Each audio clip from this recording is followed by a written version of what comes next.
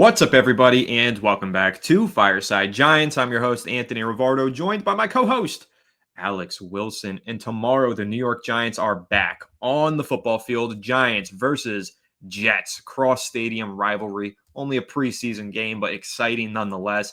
The two teams had two joint practices this week, and throughout those joint practices, Abdul Carter, Brian Burns, Dexter Lawrence, and Kayvon Thibodeau wreaked havoc on the Jets' offensive line and quarterback. So I'm hoping we get a little bit more of the same tomorrow night at 7 p.m. Eastern Standard Time. Reminder, guys, I will be live doing the play-by-play for tomorrow's game, so tune in and get some instant analysis and reactions to this Giants-Jets preseason game. But we're going to go ahead today. Alex and I are going to preview this game, talk about some players to watch, some players that maybe we're concerned about, some players we're excited to see, and everything else in between. So that's going to be the main topic of discussion. Alex, how are you doing today, my friend? And how excited are you for Giants versus Jets preseason game? Doing pretty good, man. And yeah, this is a really big opportunity for some more guys to stack good preseason days. I think the starters are probably going to get some action. They didn't really tackle this week during the joint practices. So I think they wanted to wait and, let that physicality kind of unfold during the game. So maybe we'll see some more Russell Wilson. We'll see some more of these starters. Obviously, I at this point, I don't think Malik Nabers is going to play in this preseason game. I think they'll probably see more Slayton, Wandale, Theo Johnson, Tyrone Tracy. Like, we'll see the most of the regular guys, but not Nabers, who is dealing with, I guess, another injury that has been not reported yet. It's vague. He has a shoulder issue, the toe issue, and then something else now. So they're not really telling us about it. And that probably leans towards him being unavailable this week, but that's okay. Like, you don't have to play him if he has three different injuries that he's dealing with. I think that's probably fair.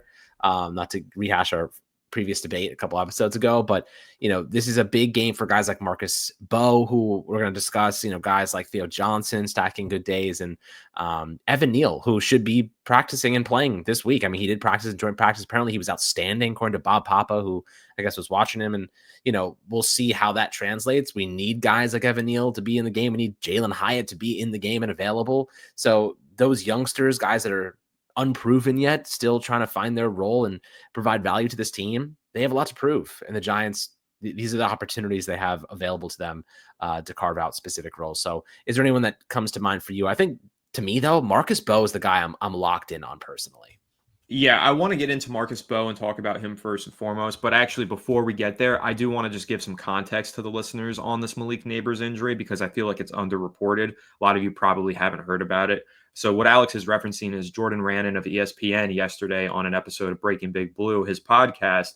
He mentioned that Malik Nabers, according to a source of his, is not practicing because he's dealing with a new injury. It's not the toe. It's not the shoulder. It's something undisclosed from Brian Daboll and his staff. He's dealing with a new mystery injury. However, he also added that his source said it's a minor injury. They don't expect it to impact him long term. They don't think it's going to be anything significant, but you should not expect to see Malik Nabers in this upcoming preseason game. And I even think next week's preseason game is now up in the air, just because he's now dealing with three different injuries, or at least he has dealt with three different injuries. And so that's where I kind of, before we get into this preview for the game, Alex, want to just ask you, what's your level of concern with Malik Nabers? So he enters camp with this toe injury that's been lingering apparently since college. So he's going on year 3 dealing with this injury. Giants decided surgery is not going to be the move this offseason, but it's something that's kind of hanging over their head in consideration for later in the year or next offseason. Surgery is definitely not off the table for the Giants and Malik Nabers' toe. So that's injury number 1. Number 2, we know he was run blocking on a play a couple weeks ago, got a stinger in his shoulder and missed like 2 practices as a result. And now number 3, Giants have not disclosed what this injury is, but it's significant enough for him to miss a preseason game and a week's worth of practice. So with all 3 of those injuries in consideration, Alex, I just want to know, do you have a level of concern, or do you feel like, hey, the Giants are just being cautious? If it was a significant injury, we would know. If it was major, we would know. He'll probably be ready for the start of the season. So just curious what your level of concern is. Yeah, and before I answer that, if you hear screaming in the background, my child is crying. So just so you know what's going on back there. But yeah, with Malik Nabers, I'll give you a good example of the kind of what I was talking about with Anthony before the podcast started. I'm trying to figure out, do I draft Malik Nabers or Amon-Ra St. Brown with 8th overall pick in my fantasy draft? Well, after hearing that Nabers has 3 different injuries, I'm kind of want to lean Amon-Ra St. Brown. And, it is concerning because that was the kind of factor that made me think, all right, like, do I go with the guy that is healthy and consistent, or, Nabers, who I absolutely love and could be the best receiver in fantasy football this year, but also has a couple of nagging injuries that are certainly keeping out of practice and keeping him out of some of these games. And I think they're just being extra careful and cautious with him right now, which is completely reasonable. And that's kind of what I would do if I were the Giants, just make sure that he is ready to go for the regular season when it actually matters. But I mean, I got to see how things progress. Here's what I think, Anthony. I think if this was a regular season game, he'd be playing. You know what I mean? Like, he'd be playing, but because it's not, they're just taking extra precaution. So, we saw him play after a lot of different things last year, and he was okay and still put up just stupendous numbers. So I think if it was a regular situation, he'd be on the field and contributing. But because it's not regular, because it's a preseason, they're keeping him out and playing the safe, cautious route instead. So am I concerned? Obviously a little bit, but I'm definitely, looking at the situation, just keeping tabs on it just to see it doesn't also kind of fall into the regular season, and it's not serious enough to keep him out of those games. Because if that's the case, then we'll have to have a different discussion on kind of like what the Giants have to do with their offense. Definitely. I'm very curious to see what this offense looks like in tomorrow's game without Malik Nabers, because I think, I know you were looking at some all 22 earlier, Alex, and you kind of noticed this offense a little stagnant without Malik Nabers, which we expect. But at the same time, I would like to see some improvement on that this upcoming game, just because, if Nabers is going to keep picking up injuries here or there, I mean, he did miss 2 games last year. I want to know that Russell Wilson is the upgrade that we want him to be. And I want to know that this offense can at least be serviceable when Nabers is not on the field. So hoping to see a little bit more production and a little bit more playing time from the starters tomorrow, just to kind of ease my mind and hope, hey, maybe we see some production from this offense without Nabers on the field, but with Russ, Slayton, Wandale, and whoever else is filling in, whether that's Jaylen Hyatt, who I think is a good player to discuss. But you wanted to talk about Marcus Bow, so we'll go there first. And I think Marcus Bow is probably the number one player that most Giants fans are keeping an eye on in this preseason, just because he's been such a tremendous standout all summer. 5th round pick. Was he going to play tackle? Was he going to play guard? Was he going to play on the left side? Was he going to play on the right side? Well, so far, he's done a little bit of everything. He's played some right tackle. He's played some left tackle. Last week, the majority of his snaps were at right tackle, but he did have a drive, 6 snaps at left tackle, which I thought was interesting. Now, here's the question for you, Alex. Do you think that the Giants should give him a game where he primarily plays left tackle instead of right tackle? Last week, primarily on the right side. That seems to be where he's going to be this season. But as you and I were discussing before we went live, we are concerned about Andrew Thomas. We haven't heard a peep about him. Last time we saw him was at training camp a couple weeks ago when he was warming up on the side. And yeah, it looked like he was making progress, but we haven't gotten an update. It's confusing. Is he going to be ready for week 1 or is he not? Giants haven't told us whether or not he will be ready. So should the Giants plan to keep James Hudson as that second string left tackle, make him the potential starter if Thomas isn't ready to go in week 1? Or should they start trying to get Marcus Bow ready to potentially play left tackle? I think that's a big question. And I think the only way they get an answer for that is to give Bow significant reps on the left side of the line during the preseason. So while he was really impressive at right tackle last week, that does seem to be where he's more comfortable, I suppose. I think he's got the ability to flip to either side, and I would like to see the Giants give him a game over at left tackle rather than right tackle to see if that's something he could potentially handle in the regular season. What are your thoughts on that? Well, I'll give you his thoughts on that. There's a quote exactly addressing this from Marcus Bow himself, and he says, "It's a challenge playing left tackle, but it's nothing too uncomprehensive for me. The way my body moves, I don't feel struggle going from left to right. It's something to get used to. It's different. Everything's reversed. The body isn't as used to moving the exact same way. Your hips are different and everything, but I wouldn't say it's too bad. I mean, for me, I feel like it's not the hardest thing in the world." So I mean, that's exactly what you want to hear from Marcus Bow in terms of he can adapt, he can adjust, and he has the athleticism to manage. James Hudson is not a great football player. James Hudson has an out after his first year, which is like $2 million in dead money. They're probably going to take the out in that contract. They signed him to a 2-year, $12 million deal. He's a mean dude. He's decent in the run game, but he's a bad pass protector. He is a backup. They signed him to be a backup from the Cleveland Browns, whose offensive line was very, very poor last year as well. So, I do think that if you're looking at the Giants right now and Marcus Bow looks good, he's confident, he's playing well, no penalties, smooth transition, stacking good days, why wouldn't you give him playing time? You know what I mean? Like, you want to give young players playing time. He's under contract for 4 years. James Hudson is under contract for 2. Marcus Bow taking over as a better option is actually the best case scenario for you. especially at left tackle where you cannot afford to have a liability. So if Marcus Bow's looking great at right tackle, and he's also looking solid at left tackle, yeah, I'm absolutely giving him an opportunity because his development and growth is far more important than James Hudson's desire to play. Not to say that Hudson can't step in and, they signed him for a reason, but let him be depth other places if that's the case. You know what I mean? He has versatility at a couple different spots. So, Bo, that's the guy that's been, really, really impressing as of late. When you don't hear much about an offensive tackle, that's a good thing. It means they're doing their job, nothing bad. So everyone's been raving about him. The athletic profile is excellent. He's able to get out of his stance really, really efficiently and quickly, and position himself to take on incoming rushers. So, giving him reps on the left side, I'm absolutely anticipating that to be the case in week 2 of the preseason. Yeah, I really think that's the right move here, is to give him majority reps in this next game at left tackle for all the reasons you just stated.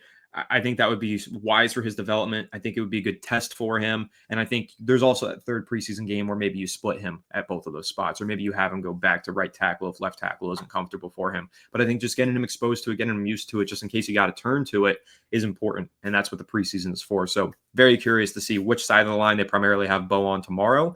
And regardless, just excited to watch him play, because I think he's been one of the biggest standouts of the summer for the Giants.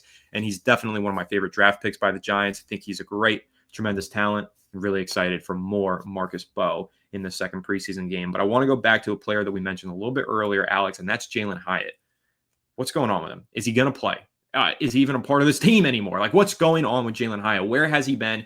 This mysterious injury that he picked up that, has never been disclosed as an injury. He just wasn't practicing. The Giants didn't even say that he was injured. They just said he's not practicing. And it kind of reminds me, Alex, do you remember a couple of years ago, and I'm not trying to get too deep into conspiracy theories here, but a couple of years ago when the Giants did trade Kadarius Toney, they held him out of practice and they didn't disclose whether it was an injury or not. They just held him out for a few practices and then all of a sudden he was traded. Is it not a little eerily similar here with Jaylen Hyatt, former third-round pick that had a lot of expectations, who has just been absent from practice?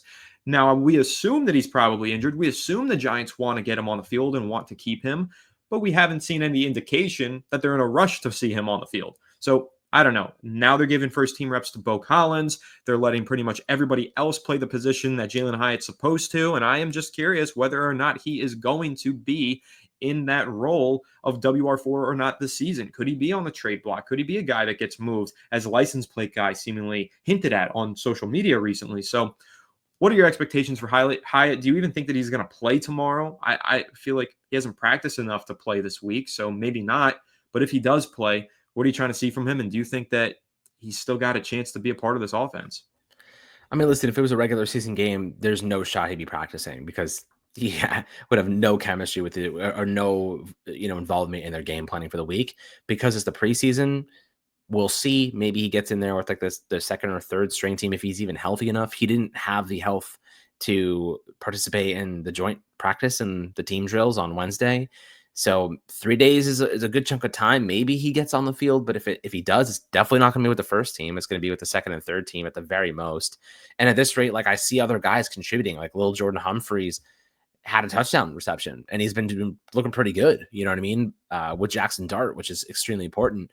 Beaux Collins been working with the first team, looking pretty solid, also carving out her own special teams. Like there are guys making an impact in multiple ways, special teams on as a receiver, just carving out a role, better route runners, like more physical, better fit in the offense. Who knows? Like there's different things. Am I ruling out Jaylen Hyatt, like recovering and offering some value? No, but like I haven't seen it like with my own eyes. Nobody else has seen it with their own eyes. So at this point, he is being surpassed by UDFAs in terms of like actual value and contributions on the football field. And that is really bad for him. So what is his trade value? I'm not necessarily sure. Who wants to acquire a player who's currently nursing injuries, who's never produced in the NFL?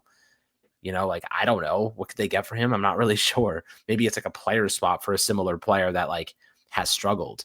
I'm not necessarily sure who that would be, but at this rate, I'm looking at a bunch of UDFA receivers busting their balls to get on the football field. And I'm watching a third stringer can't get on the field, injured, like can't develop chemistry because he's not available. Like I'm going to give the roster spot if it comes down to this guy or that guy.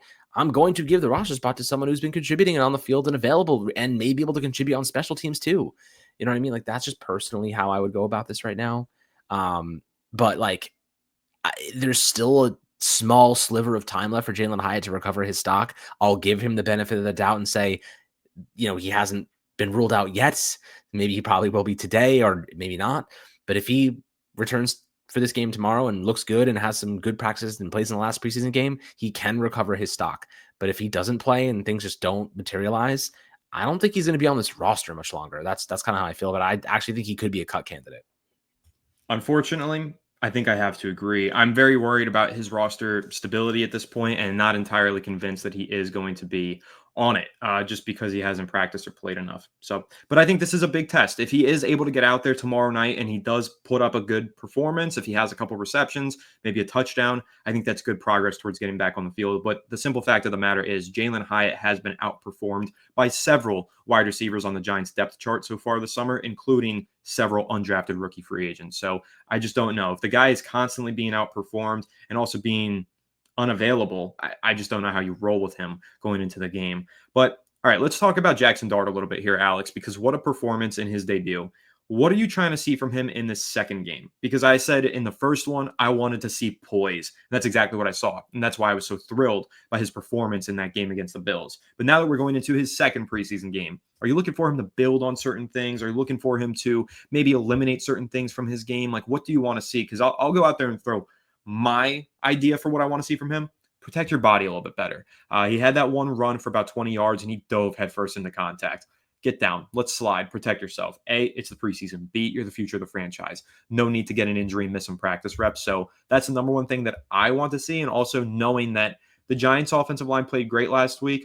Is that going to be sustainable? 51 dropbacks, 0 sacks, barely any quarterback knockdowns. That's not going to happen often. So if he is under pressure this week, he does get hit a few times. Again, just want to see him protect himself a little bit better, because I'll also add to that on the touchdown pass where he threw that strike on the left side of the sideline to Lil Jordan Humphrey. He took that big shot, Alex, but he didn't exactly brace himself for the fall. I don't want to, I want to make a comparison. Remember Tua Tagovailoa got hit like that one time on a touchdown pass and he fell back really hard, hit his head, and was concussed. Obviously, that didn't happen to Jackson Dart. He wasn't concussed. But the way that he fell and his head hit the turf pretty hard, that is a way to get a concussion. And it took a long time for Tua Tagovailoa to learn how to fall properly and protect himself from that. He had to go through like Taekwondo training and everything. I don't know if you saw that. He still ended up diving headfirst into a concussion later on in the season anyway, which was really unfortunate to see. I like Tua, praying for him, and hopefully he's able to stay healthy this year. But for Jackson Dart, I don't want to see him dive headfirst in the contact, and I want to see him brace himself a little bit better on those hard falls when he gets hit in the pocket. So that's the one thing that I'm looking for. It's very minor. It's very niche. He had a great performance last week, but if there is something I want to see, protect your body a little bit better. So, Alex, what are you looking for out of Jackson Dart this week? And also, what are your thoughts on that? Just him, generally speaking, protecting his body. Yeah, I mean, listen, he wants to compete. Brian Dable didn't have anything bad to say about it. Yeah, obviously you want him to slide and not take unnecessary hits because against starting level defenses, they're going to those hits are to send a message a lot of times. They're not, with the intent of injuring people, but like they don't want quarterbacks running around aimlessly, not protecting themselves. They are ball carriers. Like they need to protect themselves. And I think Jackson Dart's going to learn that lesson at some point, especially, every young quarterback that with some mobility has to learn that lesson, like protect yourself because you are going to get absolutely rocked. Everybody learns it. I wouldn't be surprised if he learns it sooner rather than later. What do I want to see from him though? Just more instinctual play, just keep doing what he's doing from last week, the ability to maneuver in the pocket, navigate properly, feel pressure, get rid of the ball before pressure gets to him, throw with anticipation, read the field appropriately, get through his progressions naturally. Like all of those things are critical. Big play moments, just rely on his training, rely on his instincts. And that's what great quarterbacks do. And Dable said it today. Every great quarterback has to have really good instincts. Jackson Dart seemingly has those instincts. We watch the best in the game, Lamar, Josh Allen, Patrick Mahomes. They have eyes in the back of their head. They have instincts that you don't even know how they made this play or that play. We need to see Jackson Dart do stuff like that because that's what Super Bowl teams need. Most of the time, they need quarterbacks who can create something because they just have a sixth sense about them. Jackson Dart, like that's what I want to see. It's still so early in his development. Those things will obviously come and develop and get better over time. But we saw flashes of it in that first preseason game. Just rely on your training. Don't overthink it. Be confident, exude that confidence, and the offensive line will pick you up. Like, the problem with our quarterbacks in the past is that they were never good enough to demand better. Like, they were never good enough, or to make everybody around them better. Jackson Dart, I get the sense, at least, is good enough to make everybody around them better. A guy has a bad play, for example, Jake Kubas gets absolutely twisted around like a freaking blender, and now on that same exact play, Jackson Dart throws an absolute dot for a touchdown. You know what I mean? Like, that's the difference between everyone giving up on you and everyone saying, I can make a mistake and my guy's going to bail me out. You know what I mean? How long has it been since you've seen a quarterback or a player on this team where the offensive line makes a mistake and the quarterback bails them out? Very rare, if not ever, over the last 6 years, I've seen that. So now you have a player in Dart who, something bad happens, he can bail you out of a bad situation. And that gives your team a lot more confidence that even if we're struggling, good things can happen. And I think that's a little bit of a psychological game where, he'll be able to pick guys up and make them better because they don't always feel like they're not overthinking it all the time. So just rely on his instincts, rely on his training, keep stacking good days, and just be consistent. Volatility is a quarterback's worst nightmare. You have to be consistent with your progressions and your technique and fundamentals. And I think that he's developing that in the real time. Yeah, that he definitely is. And, getting used to reading an NFL defense and moving at NFL speed. It didn't seem too fast for him in preseason week 1, but again, preseason week 2 could be a different challenge for him with a new defense to face, with Aaron Glenn calling the shots for the New York Jets. Really good defensive mind there. So really looking forward to seeing Jackson Dart and seeing him continue that progress. I think he's going to have another great performance, and we're going to be really excited about it because he just has that it factor to me. I think he was a little bit of a steal there at number 25. As I've said before, I'm a big Jackson Dart guy. But all right, Alex, who else are you looking at in this game? Obviously, Evan Neal is a big one that I think we need to discuss. It sounds like he is going to play. He had a couple of really solid days of practice versus the Jets, getting back in there. Obviously missed last week's game with an injury. And it seems like every time he's off the field, he does himself some damage, right? Because right now the Giants just need to see him on the field. They need to test it. They've had him make this transition to guard. They've sung his praises all summer long. They've said he's made so much progress, but they haven't seen it in a game setting. And until they do see it in a game setting, they're not going to feel comfortable putting him in the starting lineup during the regular season. So now we need to see Evan Neal compete versus the Jets in this preseason game. In fact, Alex, I would like to see him start this game. I already know what we have in Greg Van Roten. Sure, Greg Van Roten might need some reps, and he'll get them during the preseason, maybe give them to him in week 3. I want to see Evan Neal get the entire first half because with Deonte Banks, Brian Daboll said he played the whole first half last week because he needs the work. Guess who else needs the work? Evan Neal. Got to see what he can do at the guard position. I want to see him start tomorrow's game. What are your thoughts on that, Alex? And also, what specifically from Evan Neal are you looking for that can maybe convince you this guy can get significant playing times during the regular season? Convince me. It's tough because, like, what do I need to see from Evan Neal? Just general consistency. You know what I mean? Like, he is one play, you're like, whoa, like, that was amazing. And the next player, like, this guy literally couldn't block a freaking melon. You know what I mean? Like, this is how the Evan Neal experience is unfolded. On occasion, maybe 10% of the time you see a rep that was like, whoa, like, okay, there's something there. And then the next rep, he's getting blown by, like he didn't even see the guy. So just be consistent, open up running lanes. Like, being a nice run blocker could be a good just start to the foundation there. If you can open up running lanes, open up play action, like that's good start for him. But more so, like, I want to see Evan Neal and not Jake Kubas. You know what I mean? Like, I think Evan Neal is a better player than Jake Kubas is based on what we saw last week. But just having that big frame, being able to slide, being able to use his feet, I guess horizontally, there's just some things that for a guy that came out of the draft from Alabama looking like the next freak athlete, like one of the best athletes you've ever seen of a guy that size, his feet are astronomically slow. Like, it might not be the right word to use, but like just molasses slow, man. He can't like reposition himself. He can't move horizontally or laterally a lot of times. I need to see improvement there. You know what I mean? For him to pick up stunts, for him to have more success against guys with more speed, he's got to be able to freaking move. So that's what I'm really looking at. His reaction timing, his ability to shift and get to the right position in a speedy fashion, not a lackadaisical one. So just watching the effort is something that I think will be important. But I think in the run game, that's where he'll thrive. Pass game, I'm sure there's going to be ups and downs for him, but just get out there, man. Just get out there and stack some reps and have some good ones, and at least put on film that there's value, that maybe he could beat Greg Van Roten for the starting job. For now, I think it's GVR's job to lose. But Evan Neal's kind of this just like treasure chest. Like you find it, you just don't really know what's in it. I mean, hopefully you can unearth something, and there's something valuable in there. I really hope so. It would be great if the Giants can get some sort of value out of the former number 7 overall pick here, but so far, no luck. However, again, if he gets a lot of reps tomorrow, plays a good game, good half of football, let's call it, maybe you go into the regular season and you feel like either you have a very solid backup or you have a potential starter that you can develop. So that's what I'm hoping to see. I would love to see a good performance from Evan Neal tomorrow.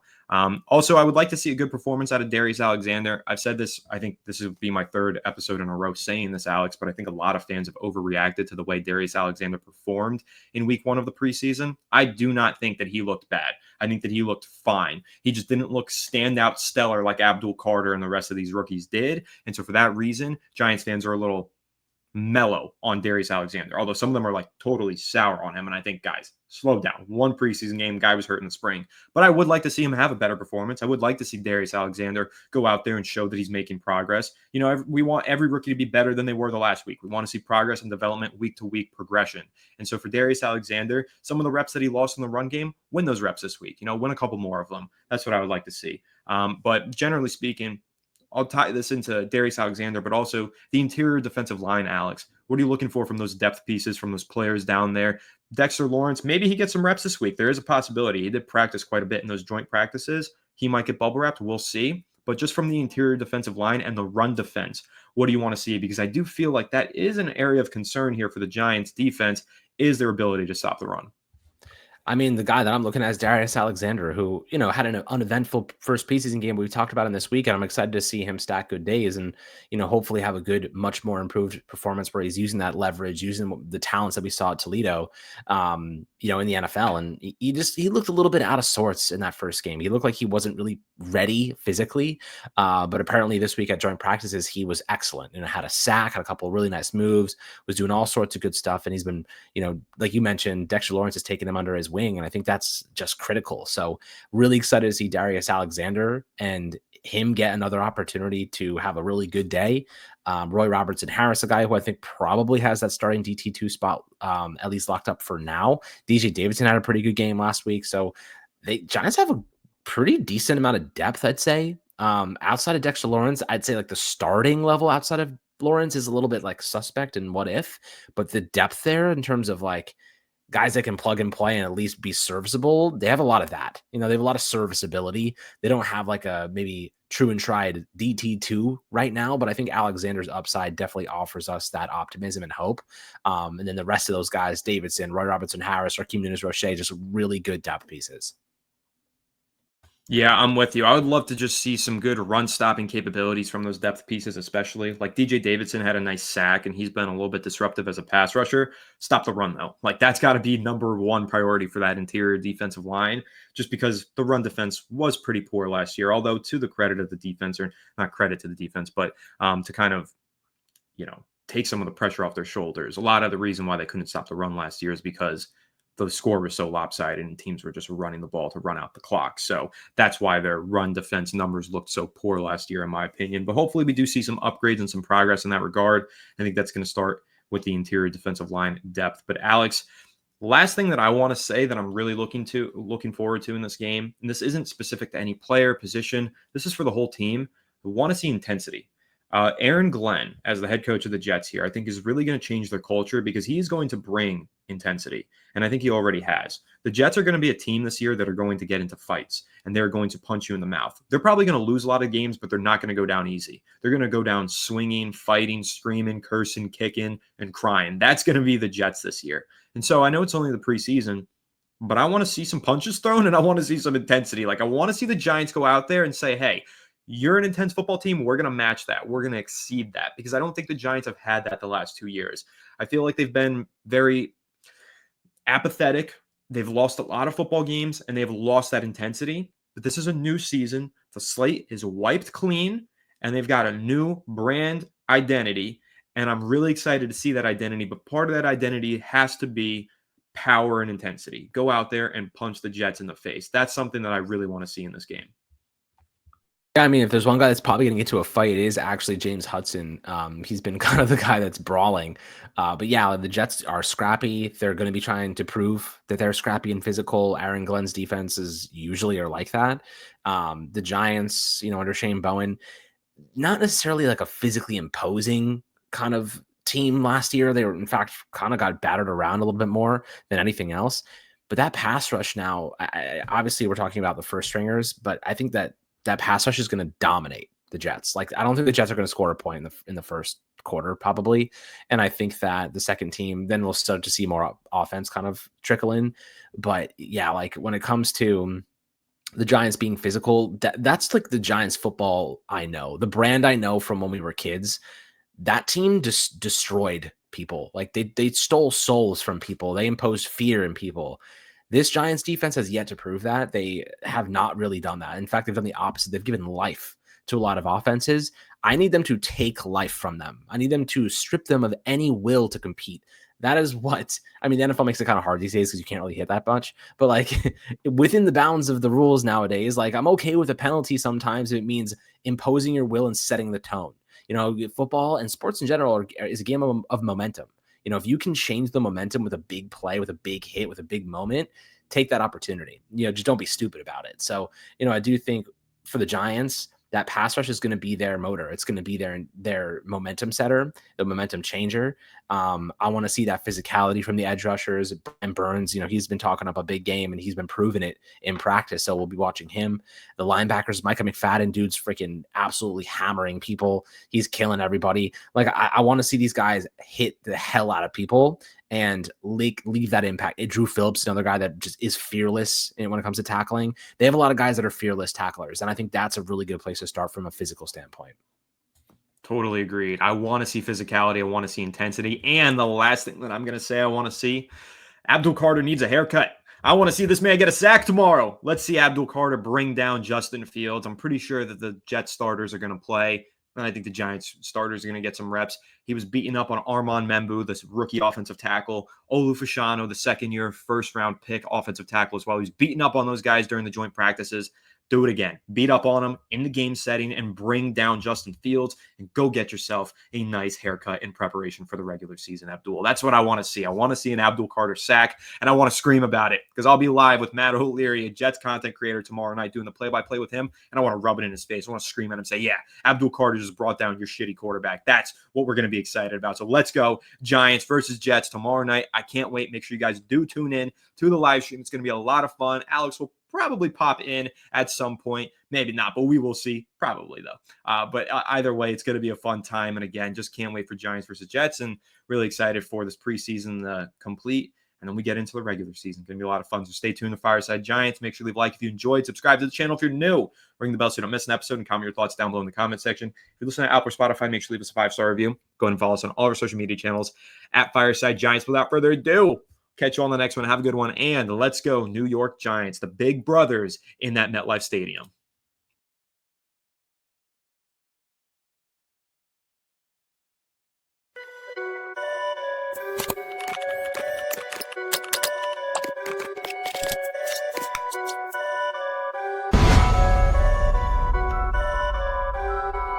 Perfect.